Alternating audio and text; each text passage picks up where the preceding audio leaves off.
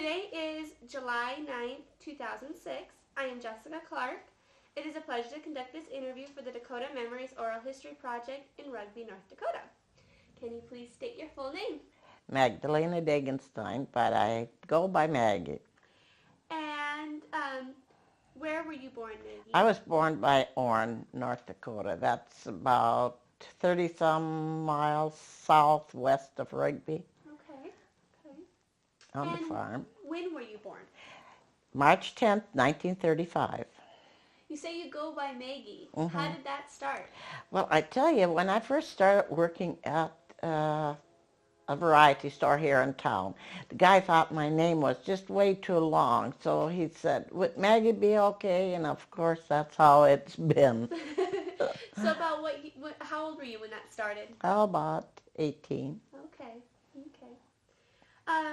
You mentioned that you were born south of Orne? No, northwest of Orne. Northwest of Orne. Did you ever hear an interesting story about your birth? No, I suppose it was kind of stormy because it's March. So that probably would fit my... Do you know if a midwife was present? Yes, a midwife. Okay. Midwife, yeah. Do you have brothers and sisters? Yes, I do. How many? I've got 2 brothers and 4 sisters. No, 3 sisters. There was Eva, Cecilia, and Teresa. Yeah, it would be 4 with me. Okay. 3 sisters. Were they all born in the home, or? Yeah, except the last 2. The last 2, Teresa and my brother Ray, they were born at the hospital. But okay. The rest of them were born at home. Okay. What are some of your earliest memories? Oh, boy.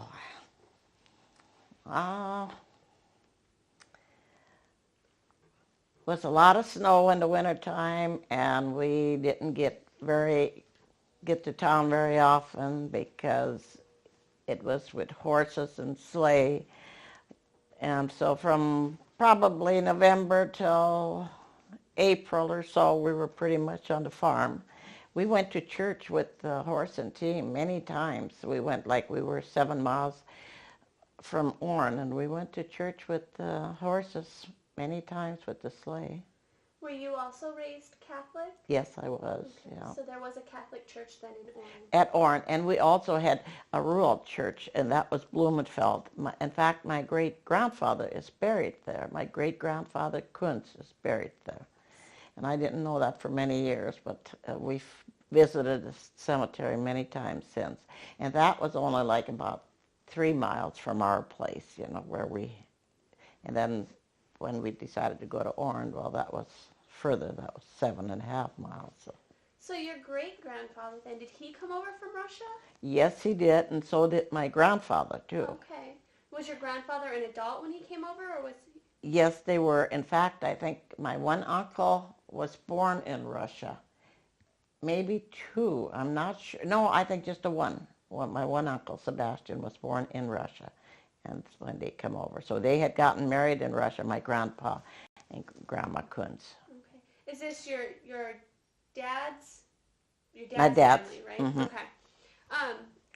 How old or what year did your grandparents come over? God, I don't know for sure what year they come over. But let's see, my dad would be... I just don't really know. Okay. Probably 1900. My grandfather was in the Russian army. Really? Or in the German army, Russian army, I think it was. Russian army, huh? Leo said that one of your uncles was born on the ship on the way over? Yep, John. Oh my goodness! Did you ever hear a story about that? Not really. I just remember hearing that when I was young, that Uncle John was born on the way over, so. Interesting. Did your grandparents ever talk about their life in Russia or their voyage over? Yeah, well, all I can remember is Grandpa Kuntz. He used to speak about the ruse. He used to talk, the ruse. That's the, I guess, I don't know, was it, I don't know who he meant for sure. The Russian. Yeah, the Russian, so. Okay. But not a lot. They didn't talking that I can remember, because I wasn't that, was quite young. Did you get to visit with them a lot? Oh, yeah, we did. We only lived like about 3-4 miles from their place, so they were back and forth to Grandma. And then on my mother's side, my grandpa died when I was 7, and his first wife had passed away, and then he had remarried again, so I remember him real well. And they lived by Fulda, so we used to go to Fulda Church in the summertime, and then we'd go to Grandpa's place. So you were 7 when he died? Yep, right? I was 7. Do you remember his funeral? Oh, yes, I remember distinctly. I remember my birthday's on the 10th, and then he died on the 12th, I think, 12th or 13th of March. I think it was the 12th. And we went to see him. He lived in Towner at the time, and he was in his home. He died in his home, so he was in his home. And I got to go along that night because Grandpa was getting real low. So we stopped at the variety store, and I got to pick out some material for a dress for my birthday. And I remember the material. It was white with some strawberries in it. So it's kind of, that's something that probably stuck out more in my mind. And then I remember my grandpa, real well. So what was his funeral like? Oh, it was in the wintertime when it was cold, but in those days, they buried everybody. They didn't put them in a place, and they dug the holes, they buried them, and that was it. So did they have like a funeral home type of place where they had the body? They brought the body to the house. I mean, in the house, they brought the body to the house, and they had what they call the wake all night. They had their rosaries there and everything, and the next morning they took him to the church. So this was in March, was that? Yeah, March. Was the ground frozen at that time? Oh, yes. My Leo helped dig out some graves. Even when we lived west of Barton, they put some charcoal on top of the ground, and they thaw out the ground, and they dig the graves. Huh. I know Leo helped some neighbors out there. We had neighbors that a couple of their daughters got killed in a car train accident, and he helped dig graves for those people.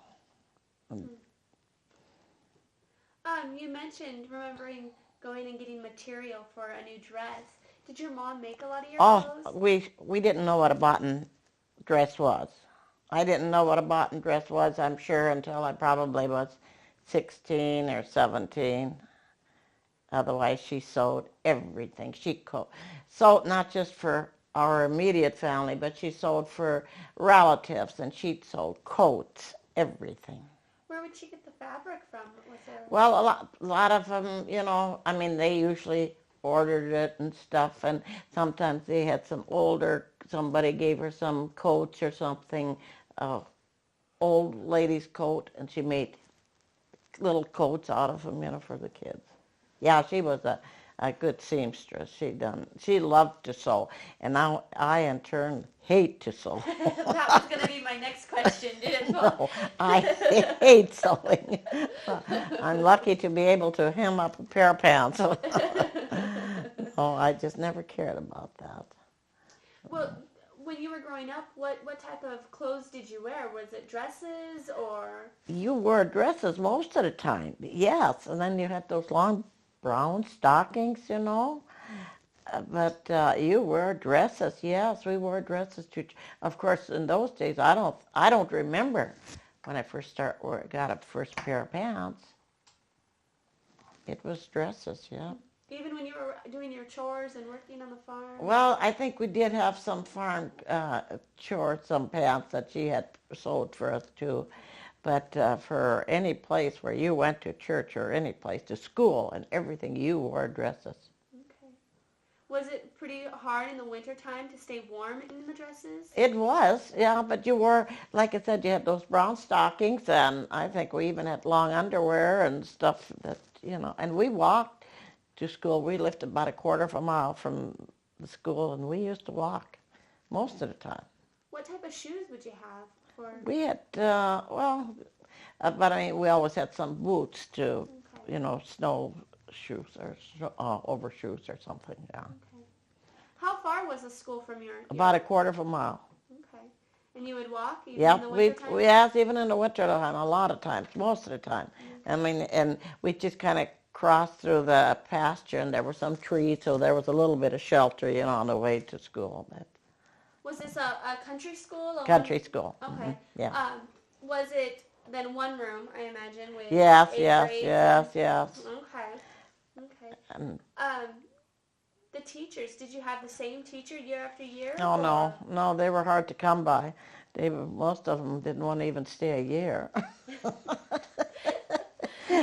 Were they male or female? They were all, I had one male teacher, and that was in the other school. That at that time, then the schools combined, and then we went to this other school. Then they had a farmer run a little bus, made with horses, they had and then we went to that. So I only had one male teacher through the whole works. Otherwise, it was all women. Were they good teachers or? Well, they were good teachers, as good as to be expected, I guess, in those days. I know, I feel that they were. Okay. They done their best. The population of the school, was it largely German Russian or was it a mixed group of kids? No, I think they were all Germans there. Were they? All Germans. How about? Because in those days, I mean, it seemed like a lot of the communities, they were kind of like a German settlement or something like that. Not where Leo grew up so much, but where we did. Okay. That so was all. You were primarily in a German community? Yes, we were. Okay. Was it a Catholic community? No. Yeah, yep, it was. It was. Okay. I think, in fact, I only remember one person at Orne, no, two couples at Orne that weren't German Catholics. And that one was a mailman and one was a depot agent. And the rest of them were all German Catholics. So Orne had a Catholic church. Oh, yes. Did they have any other churches in the town besides the Catholic church? They didn't, no. Okay. What was in the town of Orne when you were growing up? Well, I tell you, they used to have a couple of grocery stores, and they had a barber shop and probably a couple of bars, and I think they had a kind of a combination maybe of a hardware store there and everything, and now there's nothing there. The church is still there, but the original one had burned, and then they rebuilt, but now I'm not even sure. They might still have church there once in a while, but Not every Sunday type. not every Sunday, I don't think. How often would your family go to church when you were a kid? Well, every Sunday, if at all possible, Okay. because my folks were quite religious. What type of a person was your father? Very, very easygoing. My dad was very easygoing. In fact, we had a neighbor that lived here when they lived here, and he said he thought he had been the kindest man he ever knew. So, I mean, he really, he was, he could get upset, but not very often. I know my brother and I were just talking about him the other day, and he said he remembers one time he was going to go not very far, and he hit a hole and knocked a hole in the radiator, and then he said he thought Dad would be upset. Well, I guess, he said. So he took the horses and went to Grandpa's and got something, and they went and fixed it. So he was pretty easygoing. Where my mother was a little bit more stern. She was a little more stern, but... So were you close to your parents when you were? Oh yeah, we were close. Yeah, that's for sure. Were they affectionate parents? Not compare. I guess Leo's folks weren't, and neither were ours. I guess it was something that wasn't that much, in those days. I guess you were a kid, and they were the parents, and. And then you figured they must have loved you because they took care of you. Do you know how your mom and dad came to Yeah, my dad worked for my mother's uncle, and my mother worked in a cook car. You know, in those days they had the thrashing, and that's how she met him. Okay. And they had celebrated their 50th wedding anniversary, so that's... So when you think back to your childhood, would you say that they had a good marriage? Oh, yeah. Oh, yeah. Just like everybody else, if you don't have any ups and downs, I think that's a fairy tale. No, I hadn't. You know what I mean? I think everybody's an individual, and everybody's got a little bit of a different personality, but you learn to adjust to each other, and you go from there. Your parents, when they weren't working, what types of things would they do for fun? They went visiting. In those days, you went to the neighbors. And like namesdays was a big thing. They always celebrate my dad's namesday. That was in April, and they always celebrated that. So the neighbors would come, and What was your dad's name? Julius. And you said it was in April. Do you remember the day? April 12th was his namesday. Okay. And what would you do for a celebration on Names Day? They'd play cards or sit around and visit, and it seemed like they all laughed and had a few drinks, and they always had, like I said, there wasn't no TV, and you were lucky if you had a radio, so it was just fun for the neighbors to get together. So. You mentioned cards. What type of card games were they? Mostly whist. Okay. Some of them played pinochle, but mostly whist, and that I remember. Okay. And you mentioned having a few drinks. What type of things would they be? Well, they'd always have that burnt sugar alcohol. That was one of the big things that they always had. Did your parents make that? Oh yeah. I've made it in my... They handed it down? Yeah, we've made it for our kids' weddings, for some of our kids' weddings. So. Did you hand it down to your kids so they know how to make it too in the future? I don't know if they know how, but... How do you make it? I put some sugar in a frying pan, and I caramelize it. And then I add water to that. And then I take, depends on what kind of, if you have a fifth of alcohol, well, then you could divide it into 4 or 5. If you want it real strong, you make it, and then you have 4 quarts. I'll have to tell you a cute story about when I made some one time. We were having company.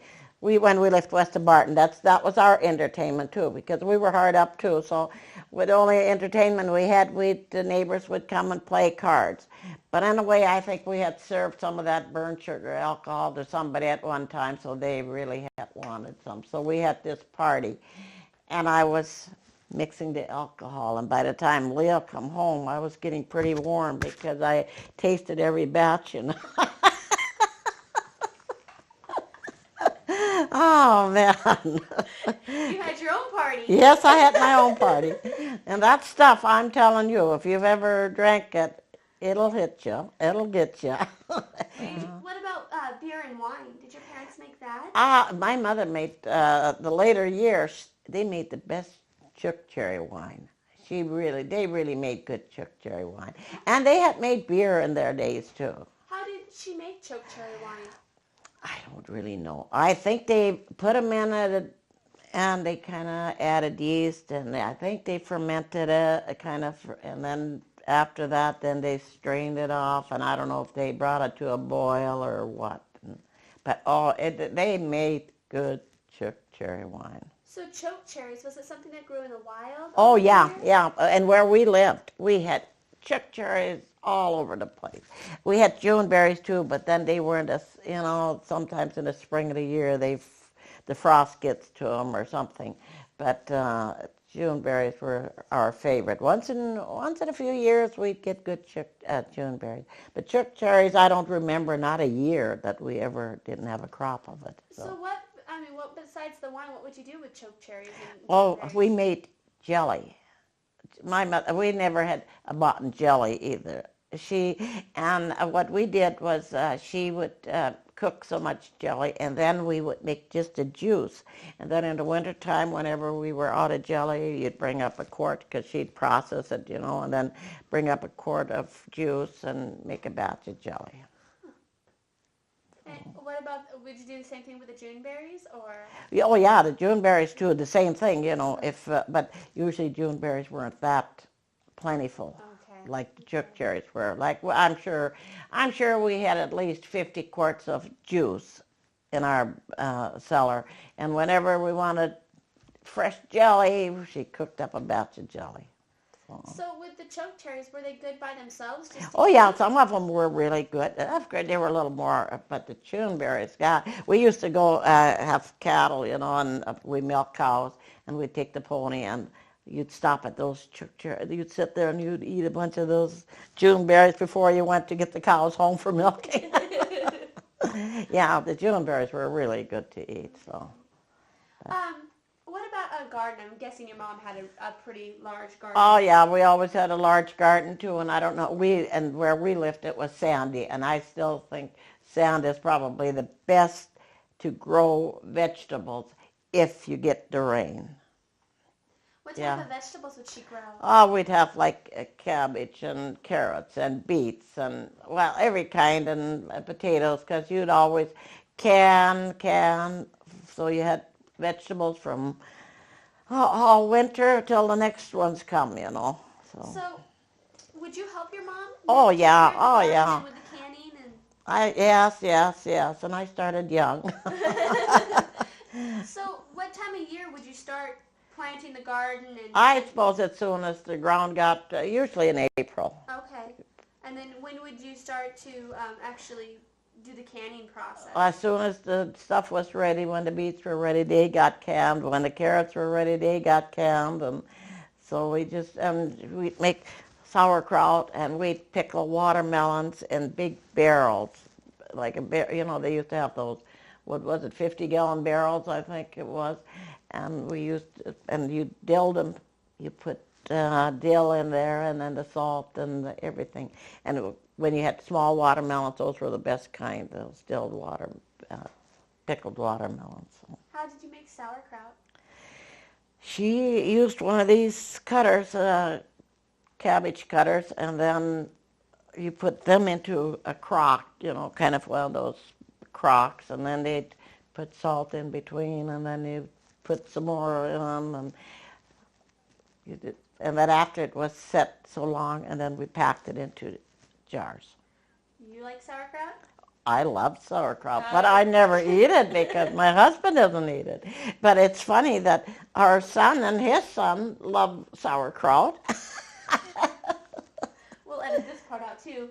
I don't ever get it because he can't stand it, but I love it. It's I do too. The best. I know. Once in a great while I have bought it when he used to be out in the field a lot, and then I'd probably have sauerkraut.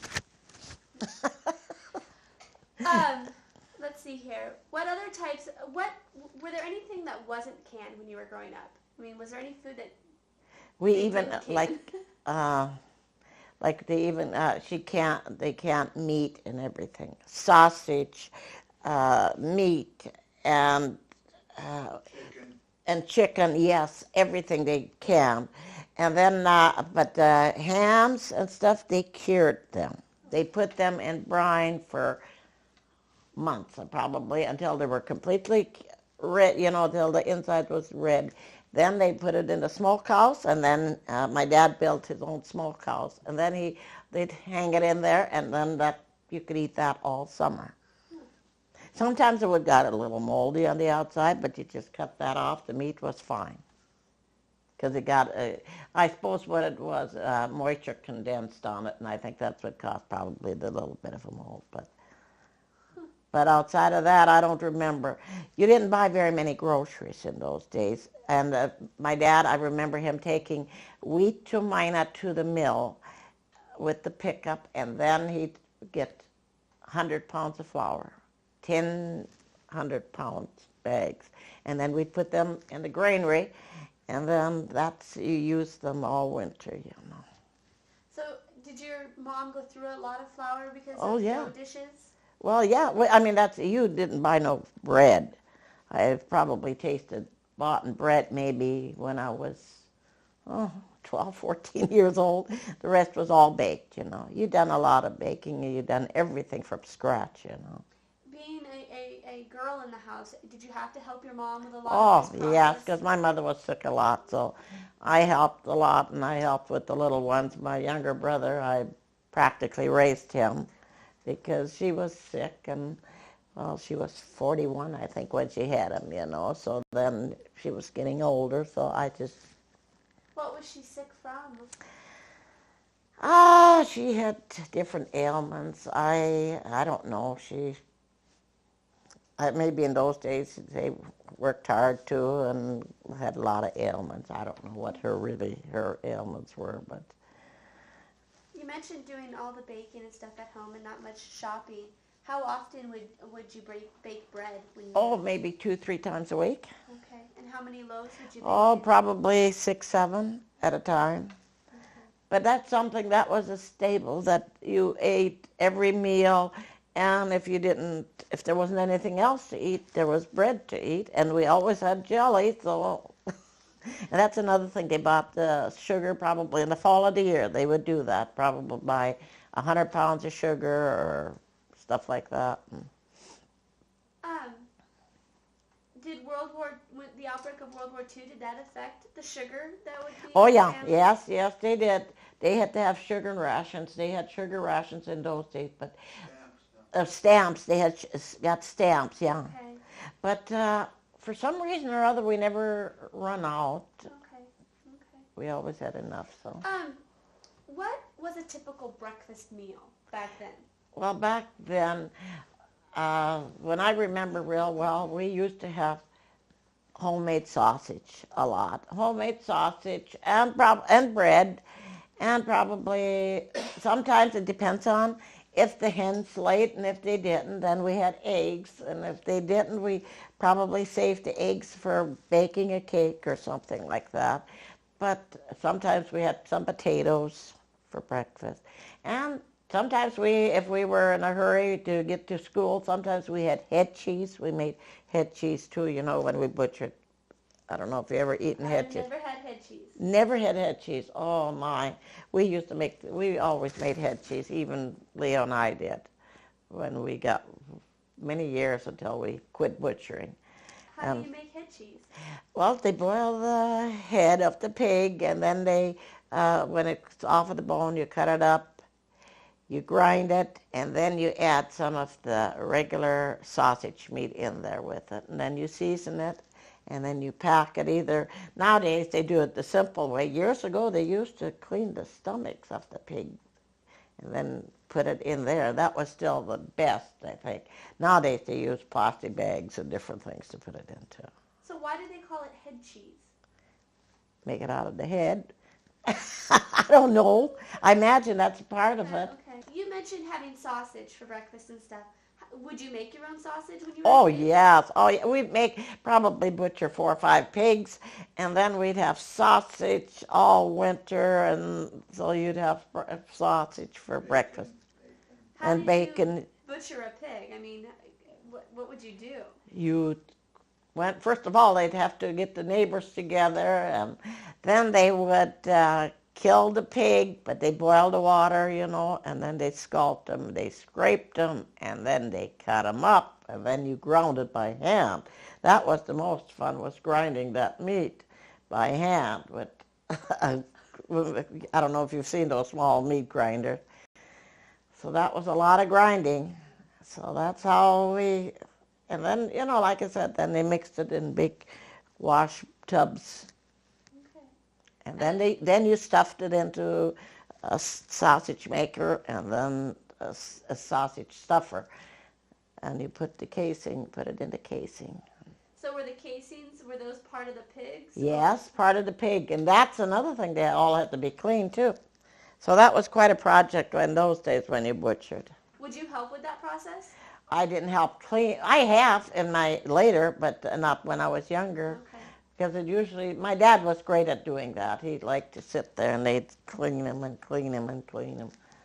And so, but it usually was probably a neighbor and maybe an uncle, and Grandma and Grandpa Kuntz would be coming over, and then when they butchered, then everybody went there and helped them butcher. So it was kind of like having a family gathering. yes, it was, yeah. Okay. And then for supper, of course, if there was some sausage made already, that had to be tasted, So, and oh, was that good. So you also mentioned that you would have some potatoes for Breakfast, sometimes fried potatoes. Fried potatoes? Yeah, You fried just cut potatoes. them up and... Yeah, just sometimes, and if there was something left over from supper, we could, cube them and brown them, Okay.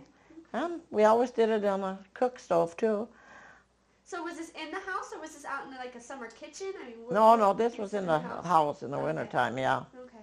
We did have a summer kitchen, so the house would stay nice and a lot cooler, because we had a summer kitchen where we done the cooking in the daytime and where we ate, and then in the evenings when we went to the house, it was nice and cool. So that'd be like where you would bake your breads and stuff? Yeah, we'd do everything over there, yeah. Okay. When you were young and you would go to school, would your mom make you a lunch, or would you get up and make lunch? We sometimes they did, and sometimes we did. Okay. So. How would you carry your lunch to and school? Usually in syrup cans. Syrup cans. Now I've heard people mention this before. Is it like what they would carry? What you would get syrup in? Yes, Karo syrup used to come into those cans, and it had a handle on it. Okay. So everybody had their own little syrup pail and went to school. And what type of things would you have for Well, lunch? most of the time we had probably peanut butter or jelly sandwiches and an apple or an orange. We usually had either oranges or apples. That's one thing. We always had fruit. They'd buy a big box of fruit whenever they would go to town, so we usually have that. And sometimes we'd make some sandwiches with some meat if we had some ham left over from the night before or something. So. And if you ate lunch at home, say it was summer and you were working or whatever, what would a typical lunch be at home? The lunch, well, I tell you, we didn't really have just lunch. Most of the time we used to get up early because you had cows to milk and chores to do. So, we'd probably have some cooked ham or maybe potatoes and sauerkraut. My dad liked that real well. And then we'd raise our own chickens, so you usually had chicken too. So you'd go out there and catch a couple of chicken and butcher them. And what did that entail, catching a chicken? I mean, how would you catch it? How would you catch it? Boy, run after them sometimes until you got them cornered. And sometimes they used to have little wire hooks that you could hook them a little bit too, once in a while. But I wasn't that handy.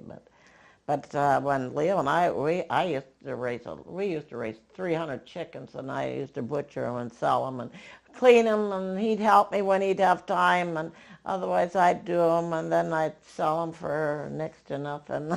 So when you're talking about butchering a chicken, is this something that would you wring their necks, or would you chop their heads off? I used a knife. I didn't use no chopping block or nothing. I just put one foot on the 2 feet and one on the wings and cut their necks off and let them hop. So then, like, pulling the feathers to pluck them, was that a hard process? I mean, I've never done it. So. Yeah. The later years was not bad because we had one of these propane torches. So I put it up on bricks, and then I put a 5-gallon pail on that and heat the water that way. And you dunked them up and down a couple of times, and you could pull those feathers like, I think I could do 5 in an hour for sure, clean them. So when you were a kid and you would pluck chicken feathers, were the feathers kept for anything, or would they just be thrown away? No, we didn't keep the chicken feathers. Like ducks or something like that, there was the down that we used to pick off and stuff. What would you use that for? For pillows. Pillows? Yeah. Okay. What about supper time, dinner? What was a typical dinner? Well, probably ham and potatoes and gravy and all that stuff, and a vegetable if you had some vegetables left over from the winter time for the summertime. And if not, you had onions and lettuce in the garden. Green. That was a big thing, with that green lettuce, in the garden, and you grew your own lettuce. Would you have salad dressings like we do now? No. Most of the time what we used was oil and vinegar. Oh. Just the regular oil And I still prefer that over any of this dressing. I'd like that myself better. And then onions. You always had onions. We always liked the onions. Leah, we still do. Well, I'm sure you had to milk cows. Oh, I yes, haven't yes. met anybody that hasn't. Uh-huh. How would you make like cream and butter and cheese and all the things that you use when you're cooking? How would you make those things? Well, you run it through the cream separator. You had a cream separator, and then you had your cream, and then you had your milk. And then from the cheese, from the skimmed milk, we used to let it sour, and then we could make some of that best cheese. What was it? Cottage cheese. And then we used to make some of that other cheese that you made in the frying pan out of the cottage cheese. I even made that after we were married, you know. And then the cream, we could make butter. We had a butter churn, you know, to make that. So all the little kids got to take their turns, you know.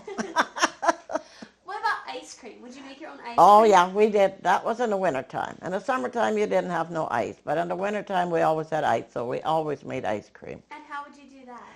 There was sugar and milk and cream and eggs in it.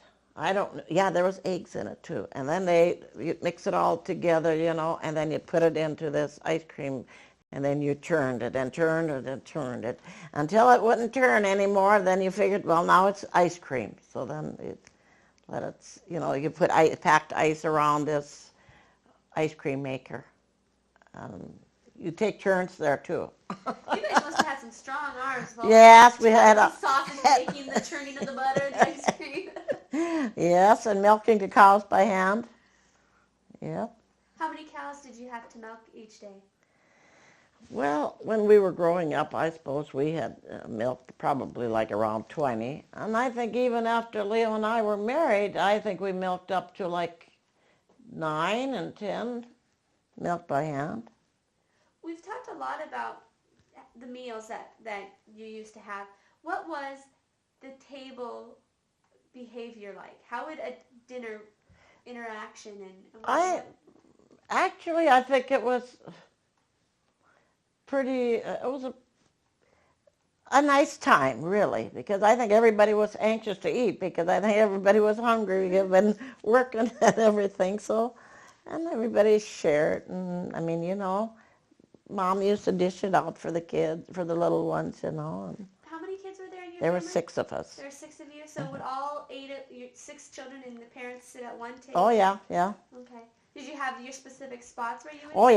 yeah, everybody had their special spot where they sat. Leo, he didn't even tell you about his special spoon he always had. Oh, we'll have to ask him about that. Was dinner time quiet time, or was it okay to talk at dinner? It was okay to talk, yeah. Okay. Yeah, no, it wasn't. We never had rules that we had to be quiet at the dinner time, that I remember anyway. So. Did you have to say a prayer before you Yeah, ate? that was something that we did. Do you remember what the prayer was that you used to say? Well, my mother, we used to, I can't remember it no more now in German, but she used to say it in German all the time, and we just kind of followed her, Do you remember it in English? Well, the later on was, bless us, O Lord, for these thy gifts, which we are about to receive from thy bounty to Christ our Lord. Amen. So. Okay. What about, some people have said that they had to clean their plate before they could leave. Did you have to clean your plate? Well, I don't know. I don't think any of us ever had that much food that we didn't clean our plates. I think we were hoping maybe there was more food left to put on their plates. Yeah, I think basically, but I think we never, I don't know. Like I said, I think most of the kids cleaned up their plates. Okay.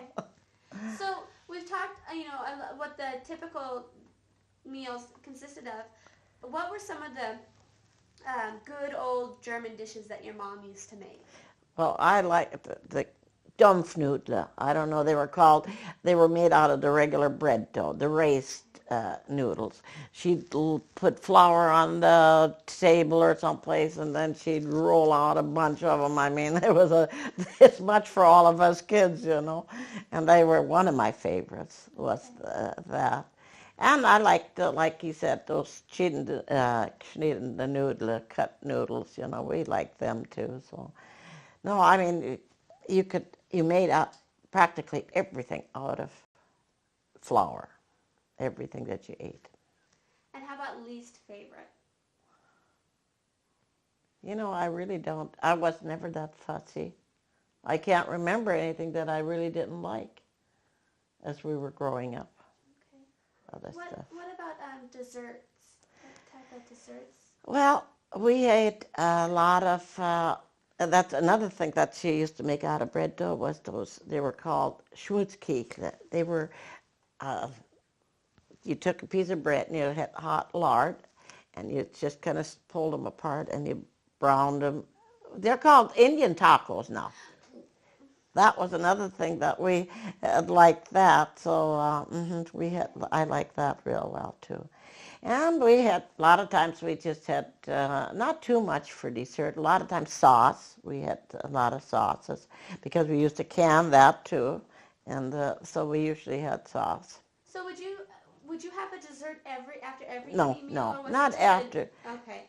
Probably maybe more so on Sundays than during the week, because I think what we always had jelly on the table and bread. So after, if we wanted something sweet, you ate probably a slice of bread with some jelly. Okay.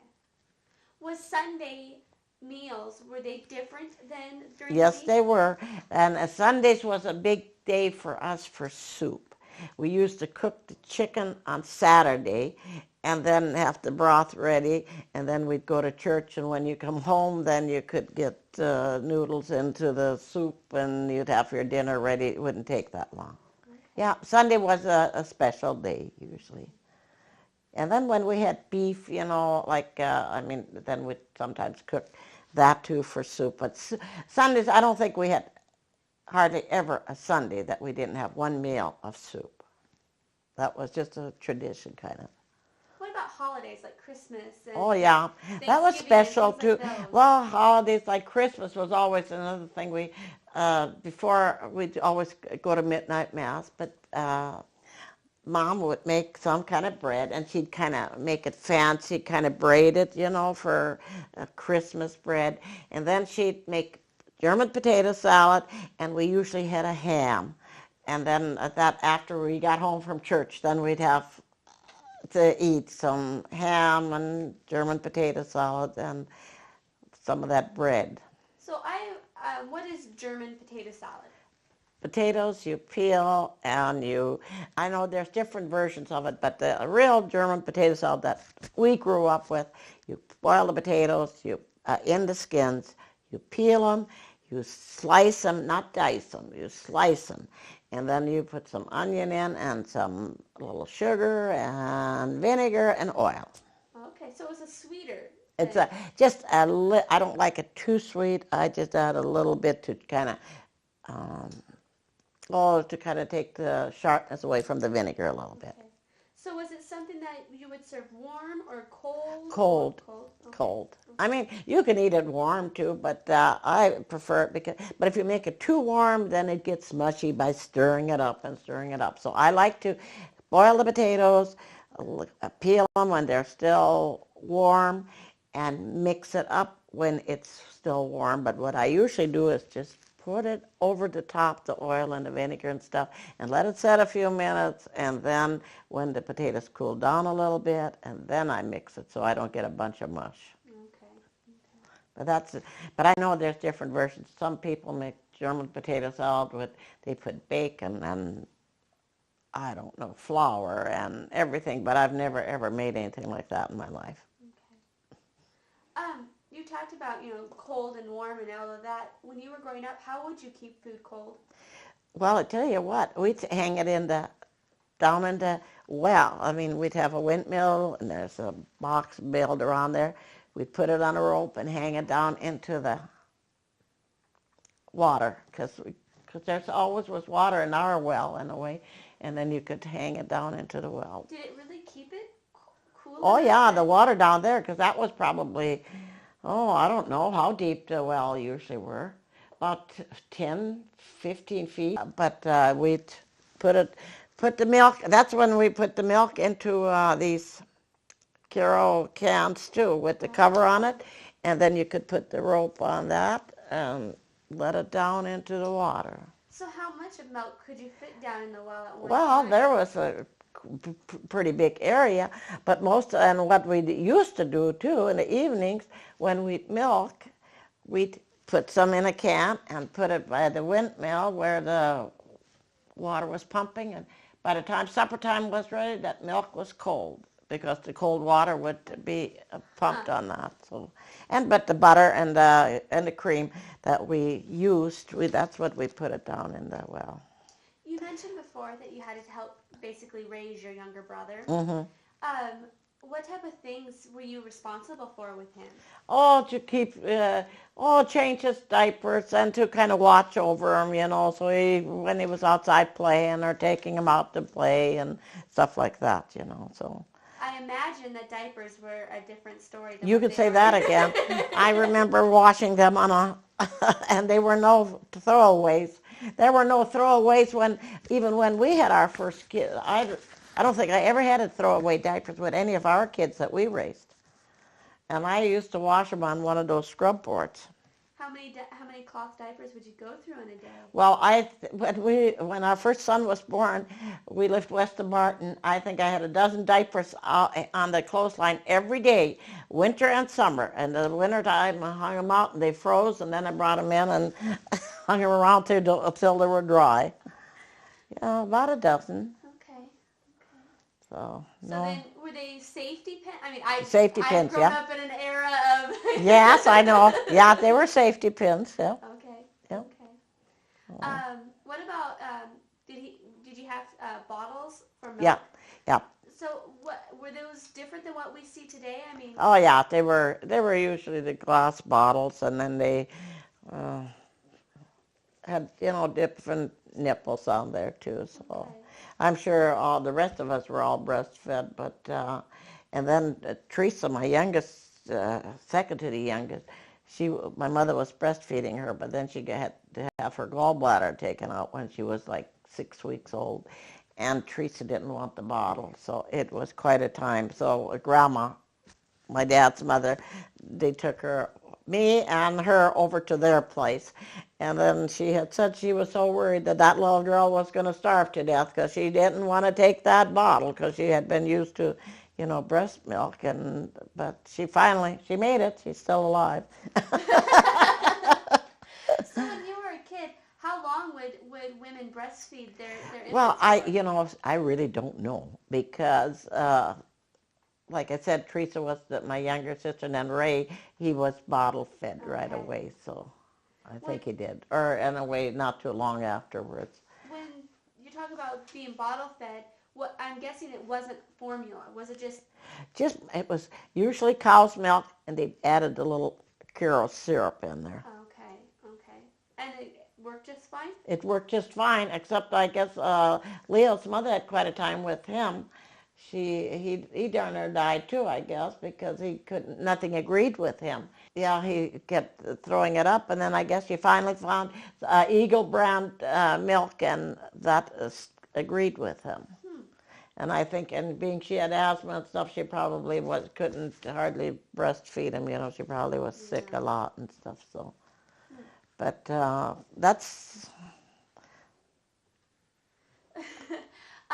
Let's see here.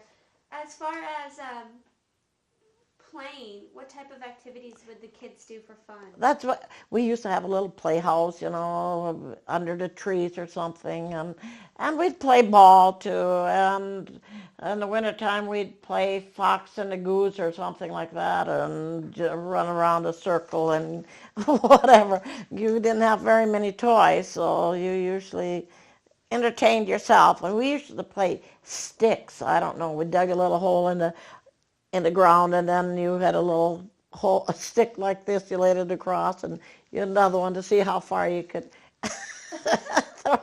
I don't know if it was something that we made up or whatever, but. So did you have any toys when you were growing Oh up? yeah, we had. Oh yes, I know. I had a doll that I took over to Grandma's when I went with Teresa. Because she's 65 and I'm 71. I was 6 years old, and I remember taking my doll along over there.